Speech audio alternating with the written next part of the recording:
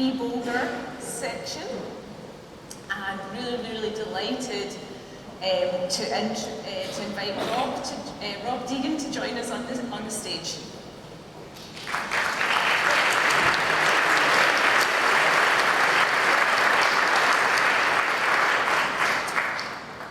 Welcome, Rob. We're looking across the pond with a little bit of envy, so really delighted to have you here and find out more about what you're going to do. Rob is Principal Officer leading the Residential Energy Efficiency Division for the Government of Ireland. He is responsible for the development oversight of programmes and schemes for residential energy efficiency. So welcome, Rob.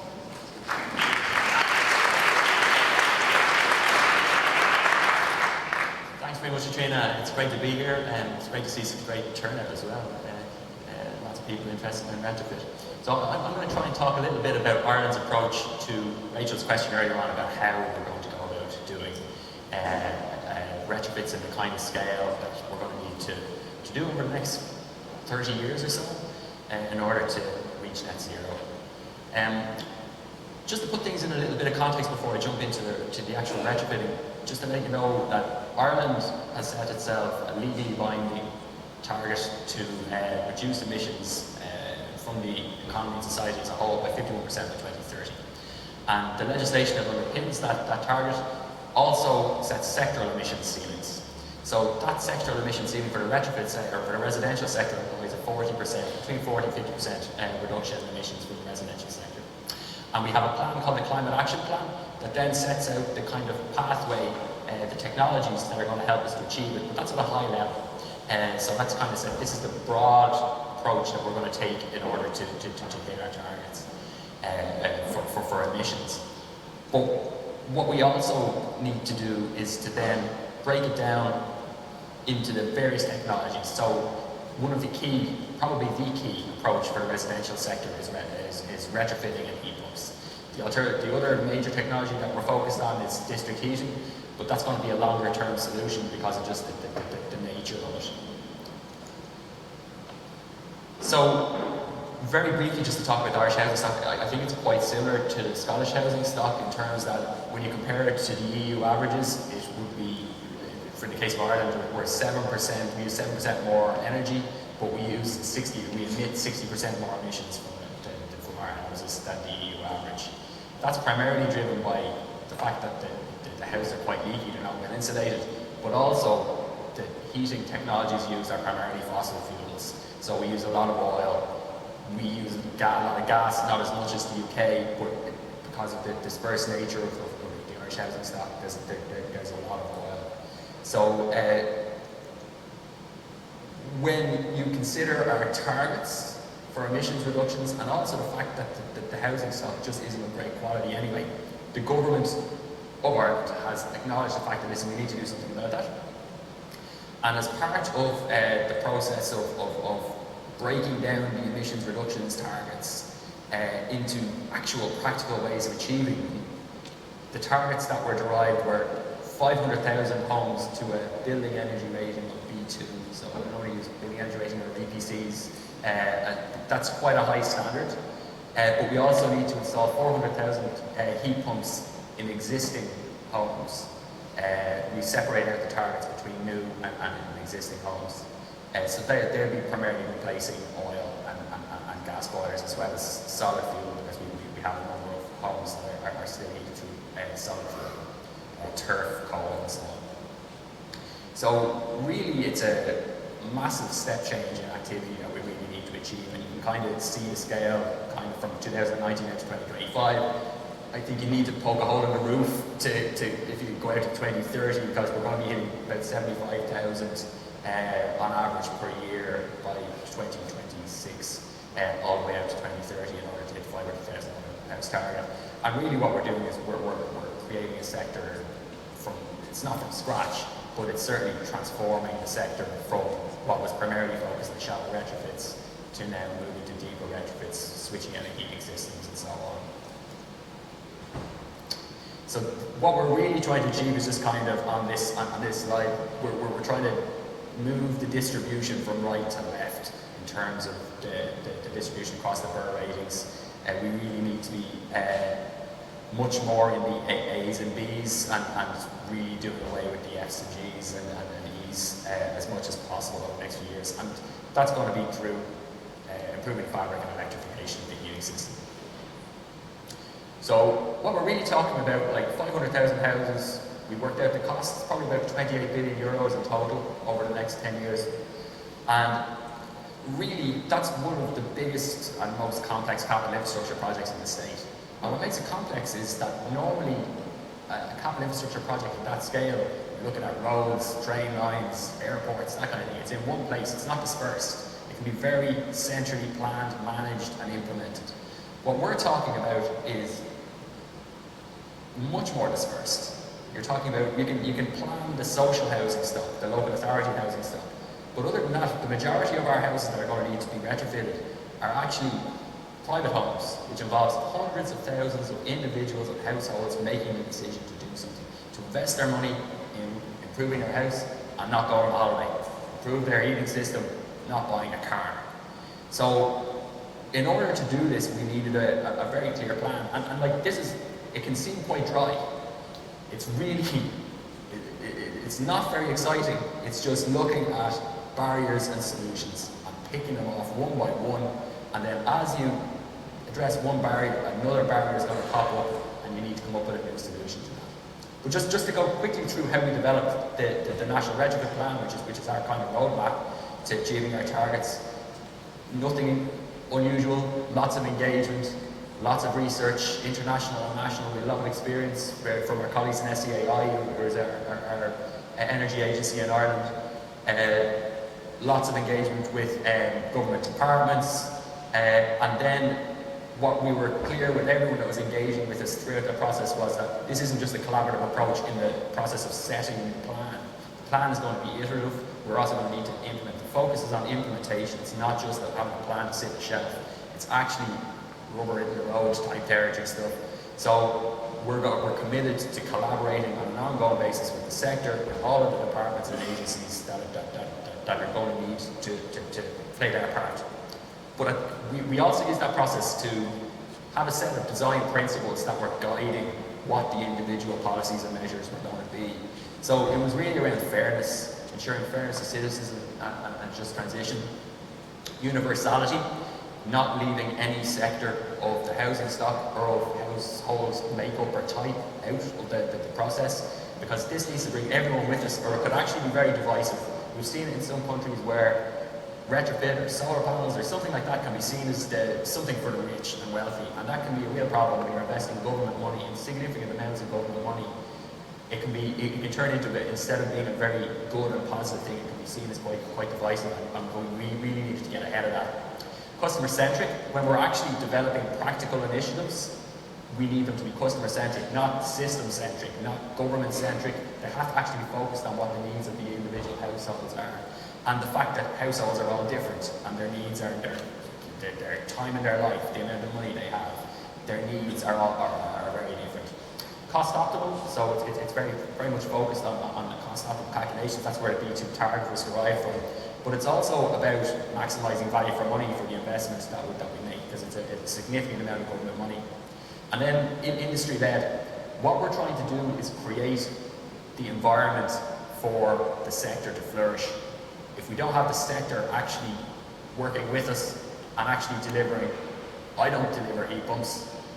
Nobody in my department delivers heat pumps, installs heat pumps, but we need to actually enable the people who are on the ground working to be able to do their piece. So what we, after the period of collaboration and research, we really identified 4 pillars, and that's just to ensure that we have a really structured, focused approach rather than a kind of scattergun approach. We wanted to make sure that we were covering off all of the bases. So the 4 pillars or 4 quadrants of the plan is around driving demand and activity is the first one. So that's really around building confidence in homeowners that this is something worth doing, that there's value for money from it, and also making sure that it's not too complicated a process. financing and funding, and we need to have the appropriate financial backing to support people to actually invest in their homes. We need the people to do the work, but at the same time we need to we need to have the supply chain skills, but we need to have kind of appropriate standards underpinning everything. And then structures and governance. This is a really complex project, really dispersed, a lot of money. We need to make sure that it's done in a very robust way from a governance perspective. So I know this is really focused on solutions, breaking down barriers. But in order to break down those barriers, you have to first know what they actually are. Now, I'm not going to focus on it, but like just for each of the pillars, I'm just going to say what we found were the key ones, and then maybe you've got different ones. But I'd say there's a lot of similarity, just looking at the research and talking to people as we do on an ongoing basis abroad, there's a lot of similarities. So in terms of, excuse me, in terms of driving demand and activity, the first issue that we found was awareness. People didn't know what the benefits of retrofit were, they didn't know what the technologies were, heat pumps in particular. I've been working in this area for 5 years. If you walk down our main shopping street in Dublin 5 years ago, I would say you'd be lucky if 5 out of 100 people knew what a heat pump was. That was the base that we were starting from. It's very hard to sell something to somebody if you don't know what it is. They don't know what it is. And so it's awareness, then affordability, cost, huge issue. Then there's also hassle factors. And also, so like, right, you're aware of it, don't have the money. Okay, you do have the money. Now, it seems like a lot of hassle. So you need to make it as hassle-free as possible for people. And you need to just ensure that the process is as streamlined as possible and take out the pinch points and complexity as much as possible for the homeowners. So the types of measures that we implemented there were primarily through our energy agency, the Sustainable Energy Council of Ireland, was really around kind of information campaigns and awareness raising campaigns in the first instance. And then very targeted kind of, right, you've got the awareness now, you've got to activate them, you've got to convert them from thinking this is a good idea to actually going ahead and doing it. So there's different marketing, different communications campaigns at different stages. Awareness building, actually triggering activity.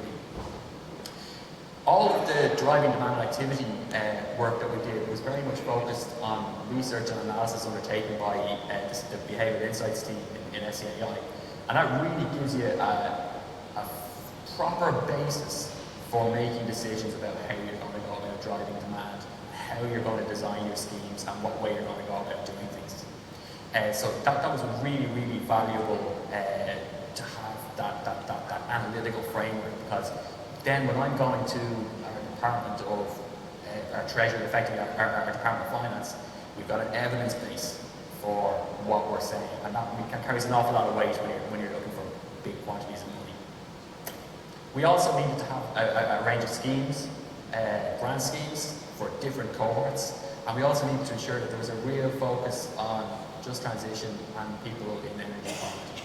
And I know I was really interested in the slide over earlier on, just the healthy homes and the energy poverty. That's something that we constantly focus in terms of the messaging.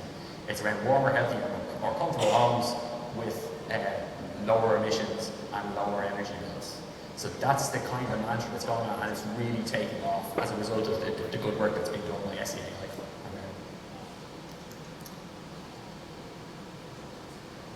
The one thing, those 4 quadrants that I had up there earlier on, what was really important about that was there's no point, what we couldn't do was focus on one of those quadrants. There's no point having demand and not having a supply chain. There's no point having demand and a supply chain if there's no money to pay for it all. So what was really hard over the last few years was making sure that the work under each of the pillars was progressing at the same rate, or you were just going to constantly hit bottlenecks. So on the financing and funding models, the barriers that we found there when we spoke to people were around a lack of long-term financial commitments from the government, the lack of appropriate financing and funding models for homeowners to actually access the funds that were required, and the fact that no matter how much money the government is going to put into this, the government isn't going to pay for it all. It just can't. It can pay for people in energy poverty, but it can't pay for everyone. And that's just the reality of things. So again, we had probably the game changer was the increases in carbon tax in Ireland. And what that allowed us to do was to ring fence €8 billion out to 2030, purely for retrofit. And not only did we get the financial allocation, we persuaded the Treasury to give us annual financial allocations, increase, and you can see the increase in the rates. Now that was really, really challenging to achieve.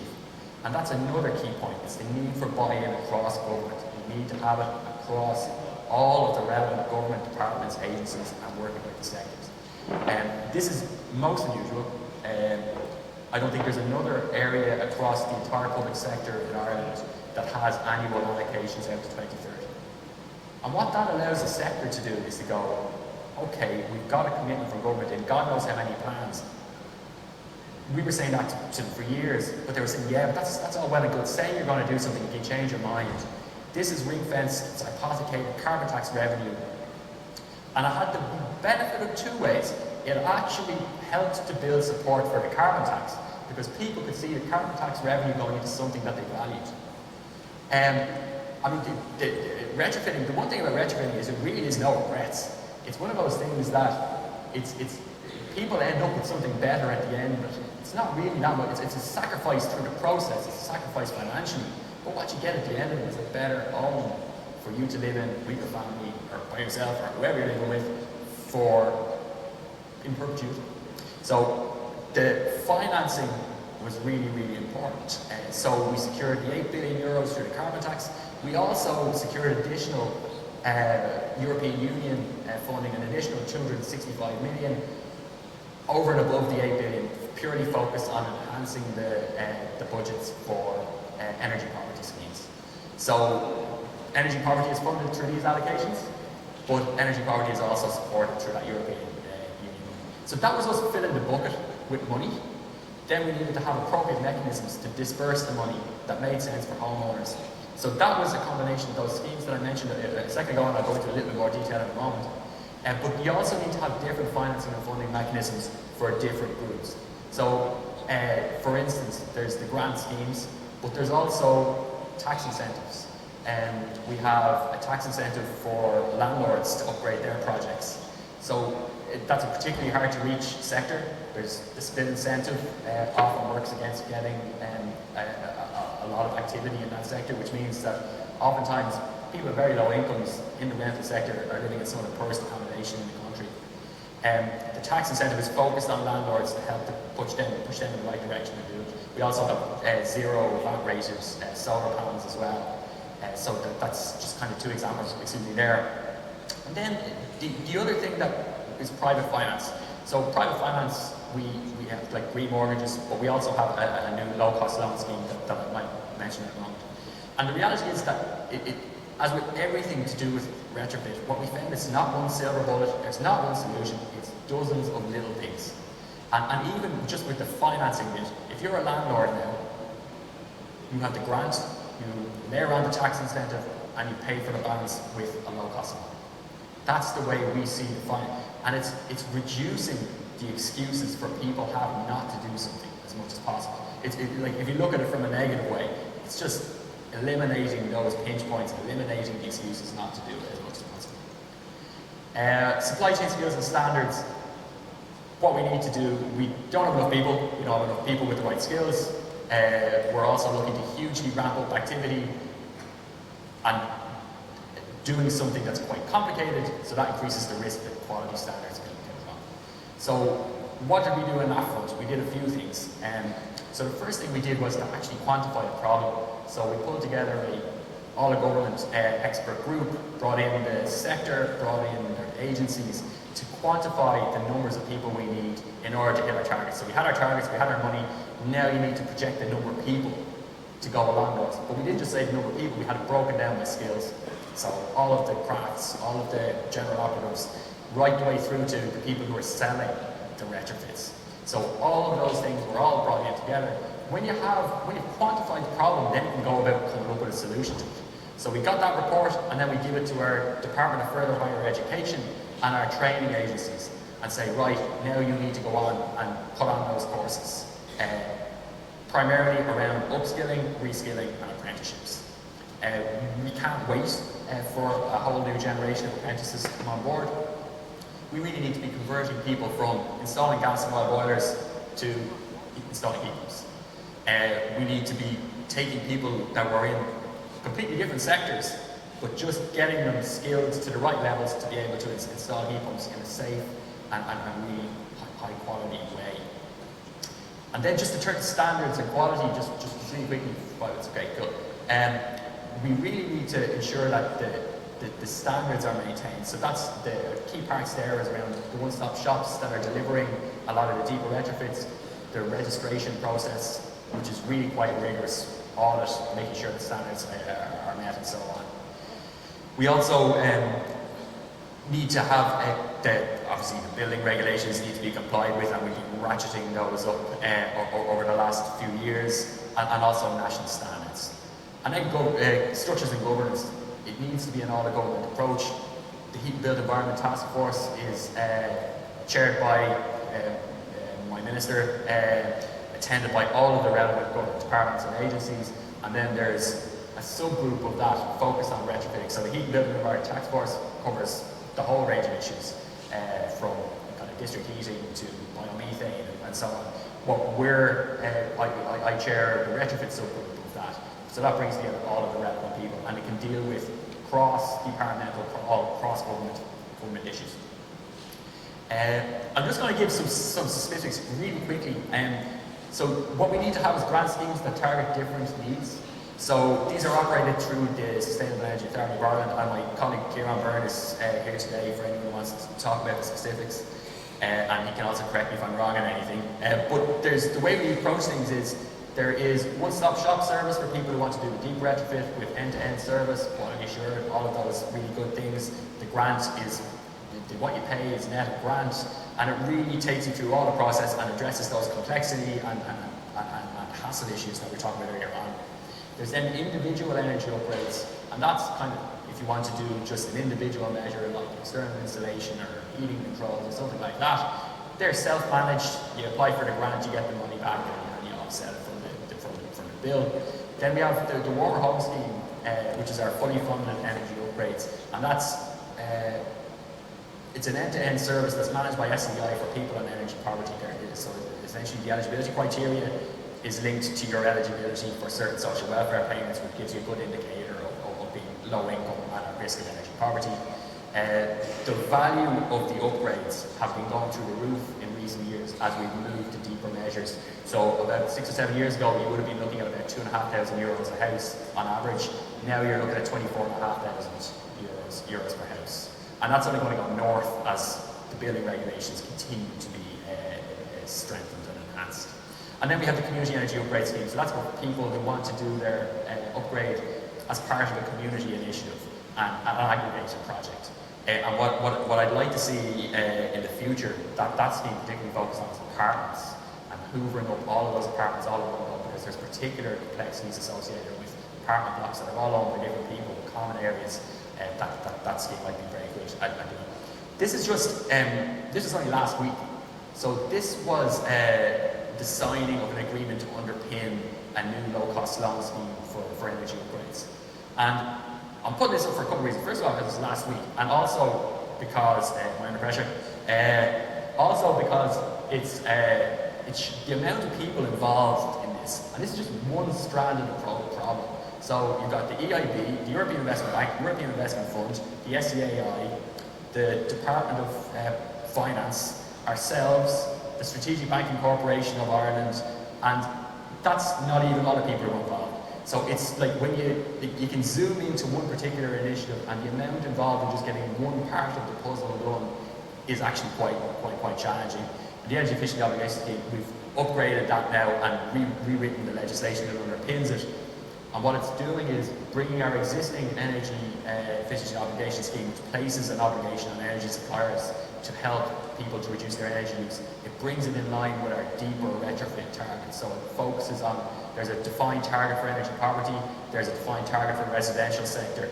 And what that's doing is bringing big energy companies into the retrofit space. They're diversifying their business, they're bringing all their skills and capacity to retrofits. And now what we're finding is they're linking in with, or they are setting up their own one-stop shops that are operating under the scheme. And then impact, lots of good. Listen, we're still on a journey, but things at the moment are looking really good. You're looking up about 112% in terms of the number of homes upgraded last year. 164% increase in those deep retrofits. 131% increase in heat pumps from a low base, I will grant you, but we're going to focus on that next year. And then in terms of capital expenditure, we've effectively doubled the amount of capital expenditure through SEAI. That's all separate to the funding that we have for social houses. And then you can see applications are up as well. So listen, we're only starting, we've got lots done, lots more to do. Thanks for listening.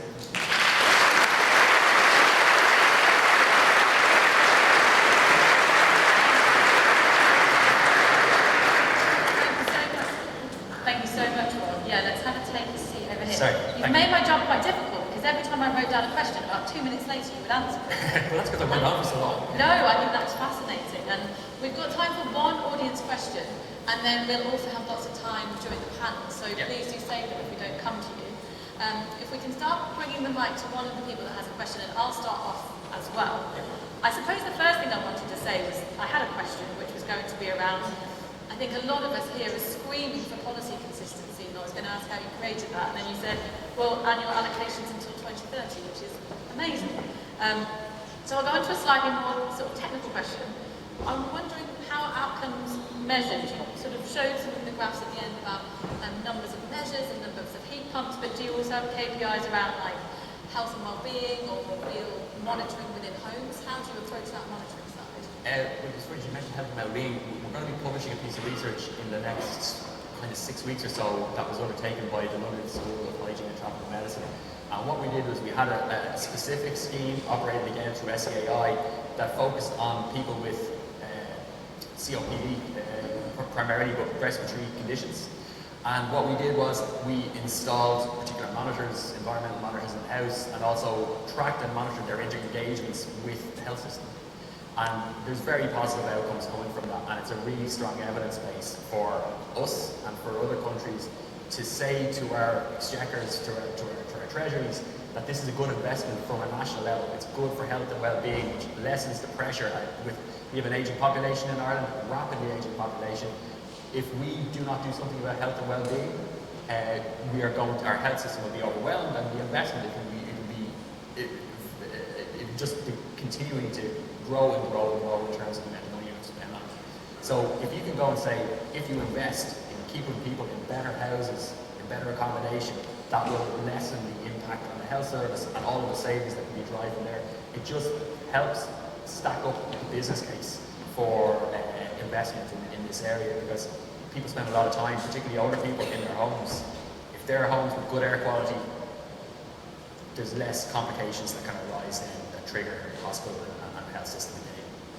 So important. It sounds like you're really practicing what Smith was talking about this joined up thinking and reaching out to other sectors. And I've got family members myself with COPD, and it's a huge burden on the NHS because of oxygen tanks and all of these things that you need. So it sounds like you're really doing integrated thinking there through government. Where did the mic get to? Who has a question? Please go ahead. Yeah. Hello, my name is Tom Woolley. I do quite a lot of work for the Irish Hemp Cooperative. And my question for you is, why is the Irish government not supporting the development of bio-based materials? All the programmes you described are using petrochemical insulation materials.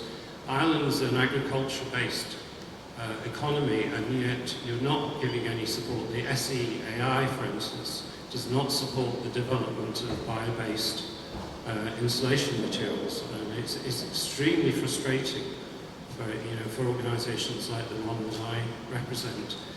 You can see plenty of bio-based insulation materials here, but you won't see that in Ireland. So what's the problem? The way that the grants operate in Ireland is that they fund insulation and other technologies that are approved by the National Standards Authority of Ireland and all of the regulatory requirements for installation in homes. In terms of hemp and other products, I think we're going to need to do something about that, because you make a good point. I think what it's going to be particularly evident from is there's a block of work going on at the moment around traditional buildings and the particular challenges that there can be with traditional buildings and upgrading. We've got a lot of homes built before 1940, and those external insulation technologies aren't going to work for them. So things like hemp and other kind of more naturally occurring insulating materials will need to broaden out at some point to ensure that those houses can be supported through other technologies such as them that will work for those particular house types. So we know it's an issue. We're looking at it, and like it's you can see that there's a lot that's happened already. There's a lot more that still needs to be done. We recognise that and acknowledge it. It's something that we're going to have to look at. I think that's a really good point, and please save your questions for the panel, but I think the way that you talked about pushing all these things forward at once is really difficult, and I think something for us to learn from that, there's a fifth one to be added, and as Indy was talking about yesterday, that bio-regional, bio-based supply chain kind of needs to be pushed forward at the same rate, so it's good that we're all learning from one another, really. So yeah, thank you so much, Rob. Please join me in thanking Rob again.